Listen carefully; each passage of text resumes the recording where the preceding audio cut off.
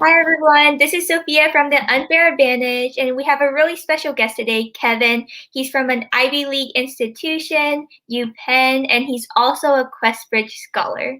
So, Kevin, do you want to introduce yourself or add anything? Yeah, sure. Hi, everybody. My name's Kevin Zhao, he, him, his, and I'm currently a freshman in UPenn, planning on studying PPE, which is Philosophy, Politics, and Economics. Great. So, the main objective of this call is for you to break down your high school journey. So, what kind of student were you? How did you do academically? What did you do for extracurriculars? And since you are a Questbridge Scholar, I really want for you to focus on that if you can throughout the call. Yeah, for sure. So, would you like me to just start off now? Yes, you could do like in chronological order or however you like. Cool. I think chronological order is probably the easiest to follow, so I'll just start at freshman year. I won't talk about Questbridge until junior year since, it's a junior thing with starting with college prep scholar. So starting with freshman year, I actually went to high school in San Francisco. So I went to Thurgood Marshall Academic High School. Not sure if you all have heard of it. It's in the Bayview district and it's right near San Bruno Avenue. So freshman year, joined that school, and pretty much what the first thing that I was thinking of, since in middle school I had a lot of like problems and didn't actually join clubs. I was like, hey, you know what? Time to put myself out there. Let's get rid of that social anxiety and just go in. So the second I joined high school, I was like, all right, let's join clubs. I joined Dragon Boat, Mock Trial, Student Governments, and then just like a bunch of like random clubs that I thought were fun.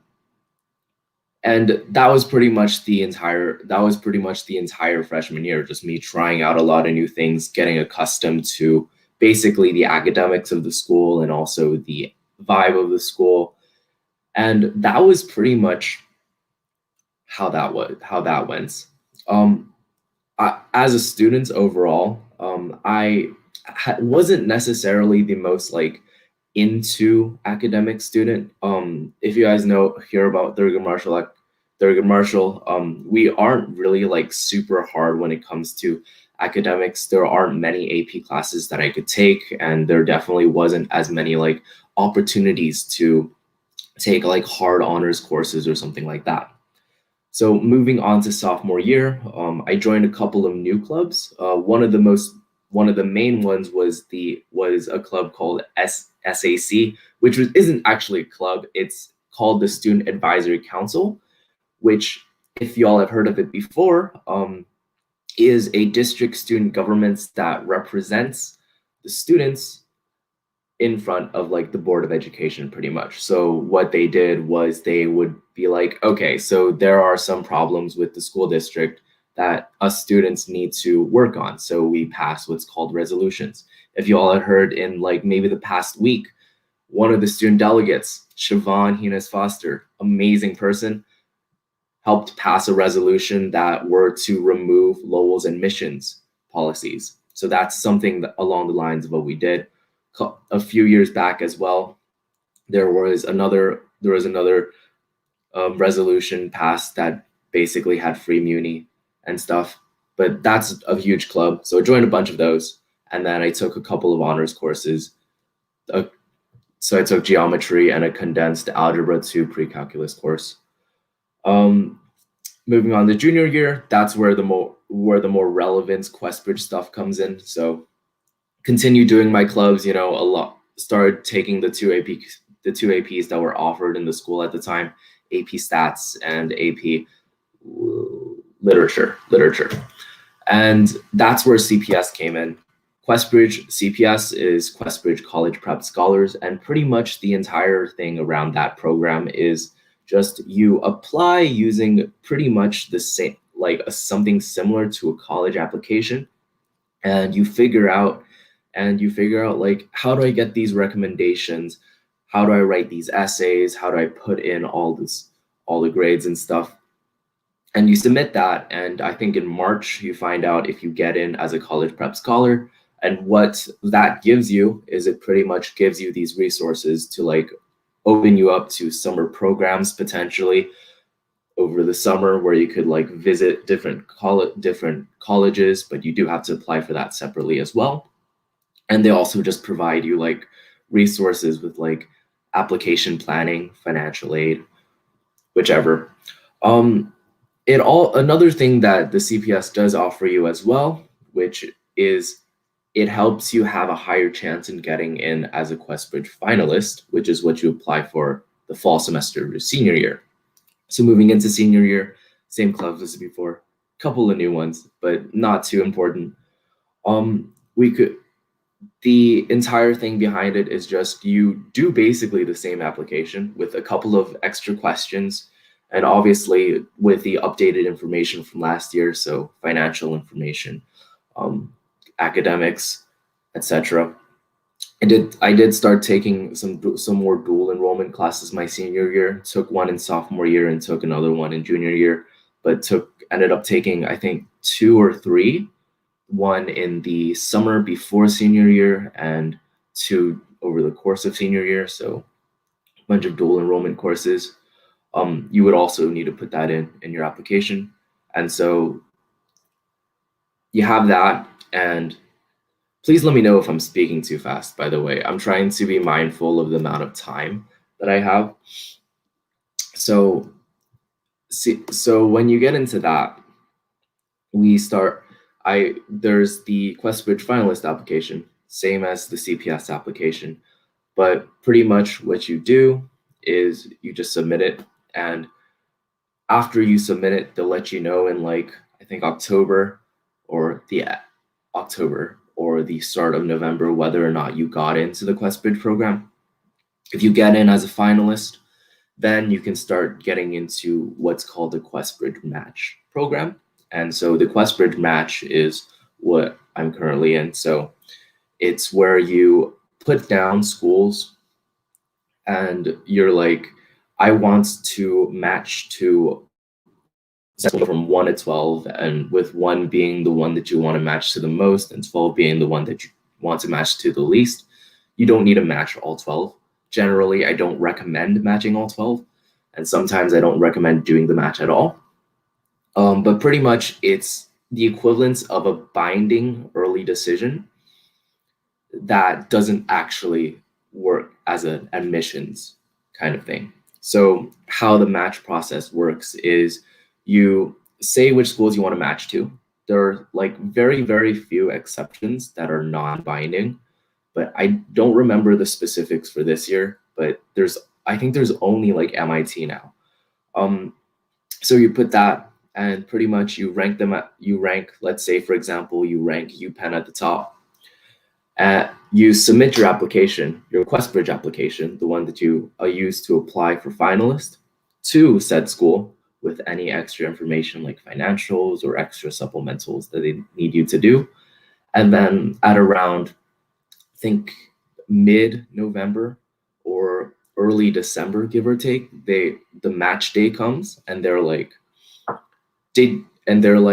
congratulations if you did match to a school, and if you do match, you get a full ride scholarship to said university. But if you don't match, you're still considered Questbridge finalist, and you just go through the typical application process. So with regards to like very specific schools, there's a lot of like nuance because every school does it in their own way.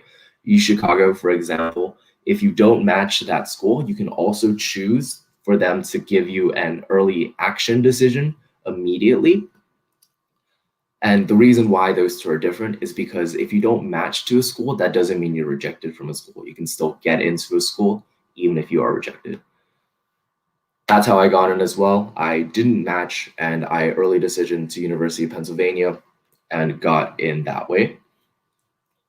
And so that's pretty much how that works in general. I think that's pretty much it. There's also Questbridge regular decision, which is basically the same as the match process, except you're just sending your Questbridge applications to any of the schools on the Questbridge partners list, which Questbridge has 42 partners now, and you can take a look at it on the website. Yeah, I think generally that's pretty much it.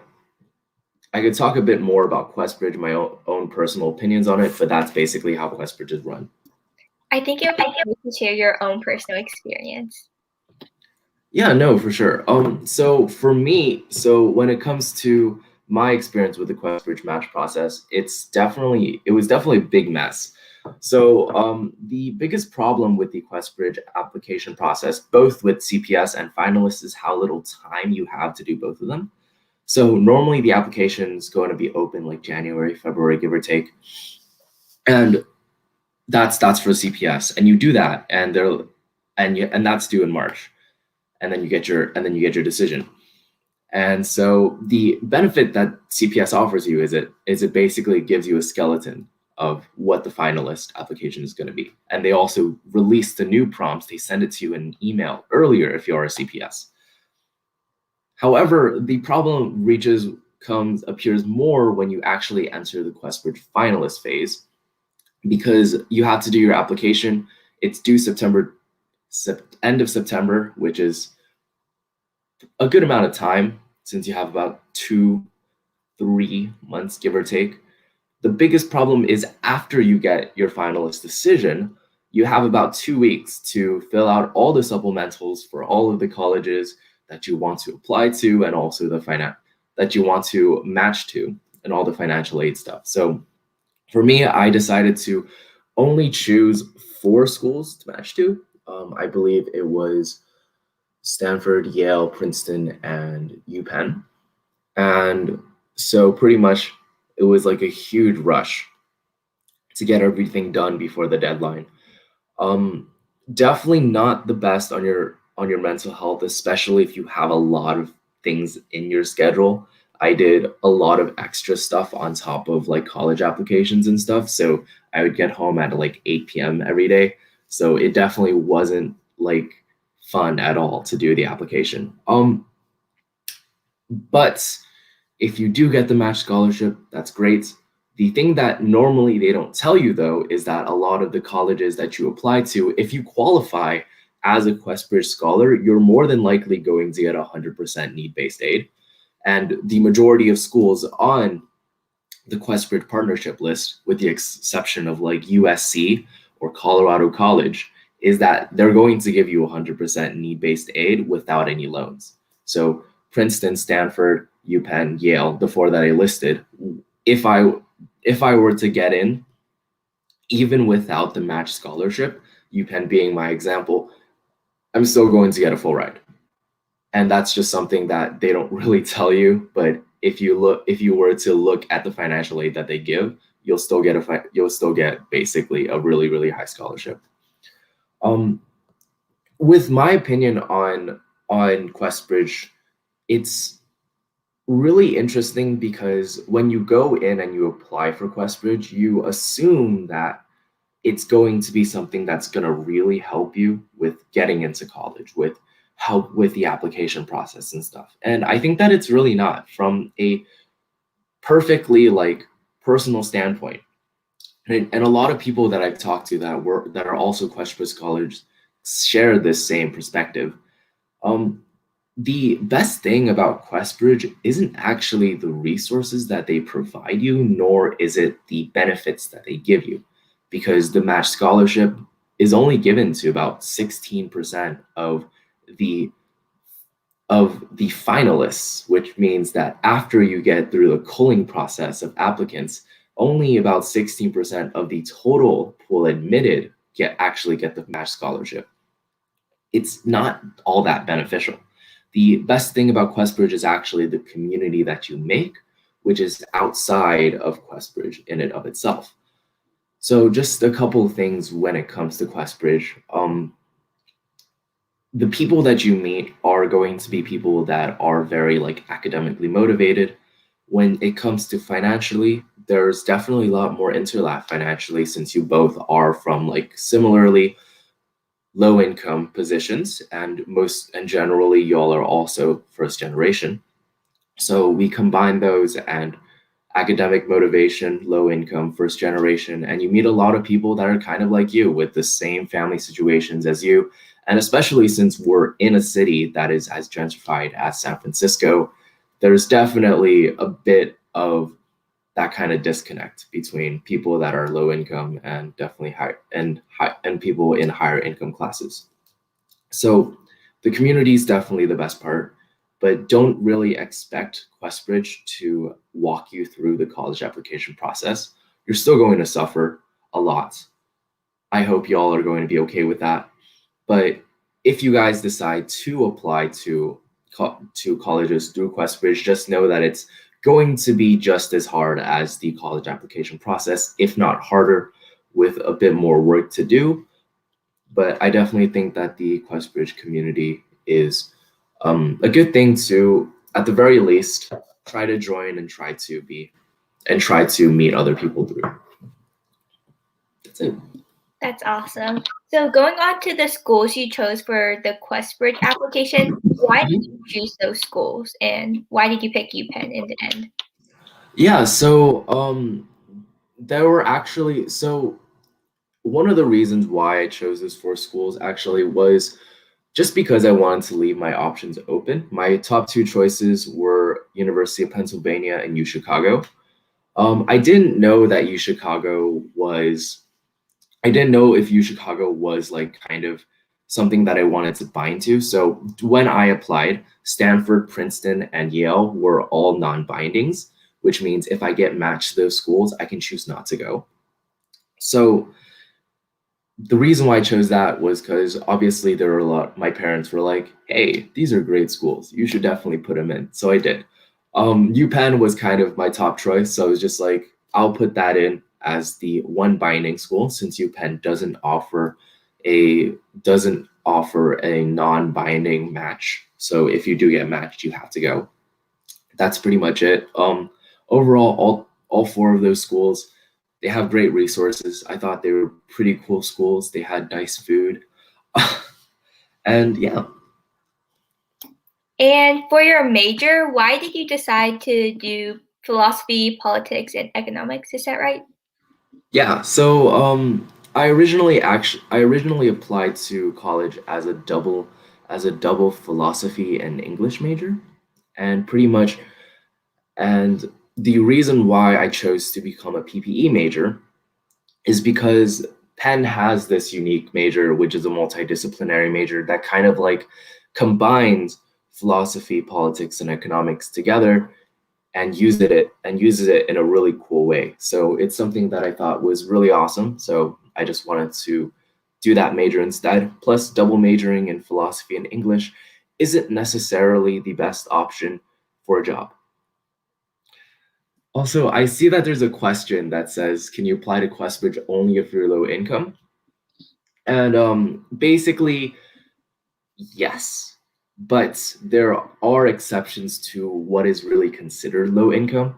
So generally with most lines, the income line for when you're considered low income or not is 65K. But there are some Questbridge students that are above 65, that do make above $65,000. Obviously, a lot of them do have extenuating circumstances, but overall, it is for people that do require more financial aid and for people in the lower income brackets. Okay, and another comment that was sent in was, what do you think is the strongest part of your application? Yeah, I think that I actually requested my application and what they saw of it afterwards. So just in case y'all didn't know, you can actually request after you get into said school. You can exercise your FERPA rights in order to get an idea on what you did really great on your application. So after looking at it, it depends on the school. Some of them are really like not descriptive, including mine. But I think that the strongest part of my application was definitely the essays and the extracurriculars that I did. I think that there's something really important about making sure your extracurriculars actually fit into the story about you that you kind of want to tell.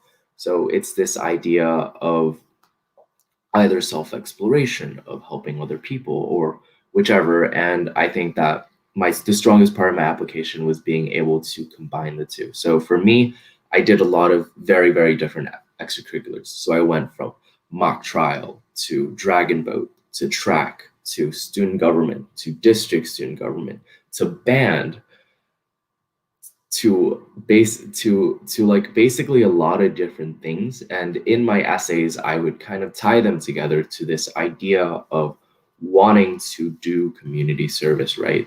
In mock trial, I would teach students basically English, like lawyer lingo, or how to critical think in the context of like law cases, or just better understand like English vocabulary and things like that. And band, we played for the community and also district student governments, we spoke for the students and fought for policies that would benefit the students. And so all of those things kind of tied together in my application to be like this. I want to do things in the future that benefit the community, and I want to pursue this career that can help me give back to said community. And so it's kind of the meshing of everything so that it kind of fits in like a strong narrative. That makes sense. Yeah. And you also said that your essay was one of the strongest part of your application. Do you have any essay tips for the students who want to apply to UPenn? Yeah, so I think one of the biggest things that you need to really work on, not just with writing your essay, but in general, is when it comes to writing essays, this is creative writing. This isn't writing a research paper or an argumentative paper. What you're trying to do here is you're trying to show your personality through 650 words or less. And that's something that's really difficult because it's something that we're not actually taught in schools. And I guess this could be considered my advice. When you have time over the summer, since I'm assuming a lot of y'all are juniors, take the time to understand what your writing style is.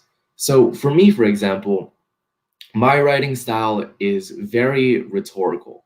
So it's very much the same as I speak. I don't talk super like hardcore. Like I don't speak very, very confusing words for people to understand. I'm very straightforward with what I try to say.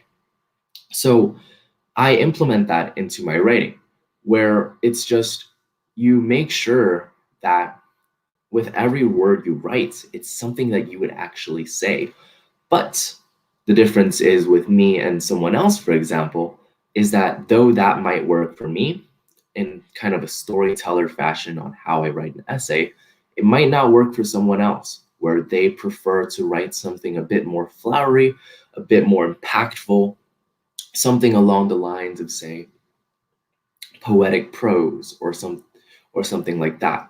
But I think that in general, just try to take some time to really understand how you write and in what way you can best show your personality through the way you write. And that's something that really helps you stand out in the admissions officer's eyes, because they don't want to read something that's just super generic. They just they want to read something that stands out. And I have edited over 100 college admissions essays, and that's one of the advice that I give to basically everyone that I mentor. And they definitely do improve their essays a boatload by implementing their own personality into it. And we have another question that was sent in that said, how did you manage your time during high school with all your extracurriculars and the college application process? Yeah, so definitely it was hard. A lot of it was kind of just making sure that you have like a set like calendar, right? Like you have to make sure that not only do you have time set aside for yourself, but you can actually fit in all these extracurriculars. So the first thing that I would consider before joining any extracurriculars is it going to fit in my schedule? Is there going to be any conflicts? And if there is, I'm just going to be like, even if I really, really want to join, just relax, don't do it, don't put on way more work than you can handle. With the college application process, you want to very, very much implement that same thing. You want to make sure that you're working at times where you aren't really, really burned out, because the college applications are going to be the one of the things that you've kind of built up to your entire high school career. So you definitely want to focus on something like that. It's very, very, it's very, very important to use either a Google Calendar and write down, like, for example, what do you want to do. It doesn't really work for me specifically, other than just like the events and stuff. But you can also set down like specific blocks of time where you want to work on college essays or something like that.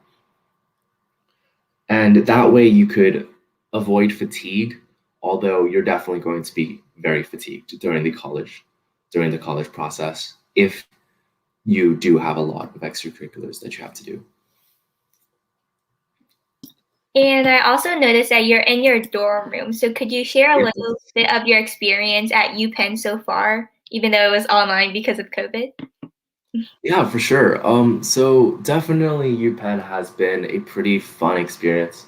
Uh, it's the first time I've seen snow actually. I think, well, other than like since like when I was 3, but I don't really remember that. Definitely a lot of things to do here. There's really nice food, which was one of the biggest reasons why I chose Penn. Um, and there's also just a lot of nice scenery. The architecture is amazing. There are definitely some there are definitely some downsides with Penn, especially with in terms of like how it doesn't pay property tax, or how Penn doesn't give enough back to the Philadelphia community that it's part of. Um, which is another thing. Even if you guys have a dream school, you need to really, really accept the fact that there are going to be a lot of downsides to said dream school, because not all schools are perfect. No school is perfect, in all honesty. And that's another big thing that you guys have to know. But being able to be self sufficient is pretty fun. The dining hall food is not as bad as people tell you it is. And yeah, it's hard to meet people right now because it's COVID, but you can meet a lot of people through classes and through clubs. And so when you're in college, do clubs. Clubs are awesome, but don't do too much. Are you doing any clubs at UPenn right now? I am, and I'm doing too much, which is why I'm recommending to not do too much. So I am in um, Pan Acapella. I am in choir. I am Chinese Students Association, Projects Let's. I am currently a pledge for fraternity. And then just a bunch of other stuff like Pen Improv, or like there's the more relaxing ones like Anime Club, like there's a community service club, a Buddhism club that I wanted to try out, social deduction club, and then also student government is another thing that I'm a part of. And then a couple of other smaller ones, which are definitely fun. There's a lot of things to do at Penn or at any college for that matter. Mhm. And thank you for your time. And we have a community that helps students have a leverage in college admissions, financial success, and career aspirations. So the last question will be coming from me, and it is, what is one piece of advice you would give high school students that will give them an unfair advantage to know at this time? Yeah, for sure. One of the biggest things that you want to make sure you know is what the college wants. So for me, I didn't actually consider going to a college like UPenn ever until senior year. In freshman year, I wanted to go to community college because I did not care about academics. In sophomore year, I was planning on going to Sacramento State because I did not care about college. Junior year, I wanted to go to UCLA because it had tasty food. So for me, academics was never at the forefront of anything really.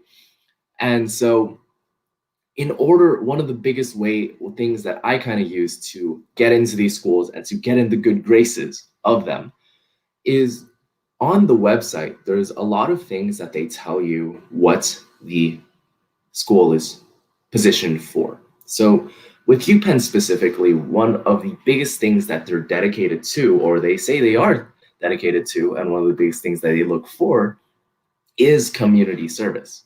And my entire thing is built around community service. And so not only does it kind of line up to make it the school, my top school, but it also lines up so that I would be considered as one of the more preferred applicants, since I'm what the school looks for.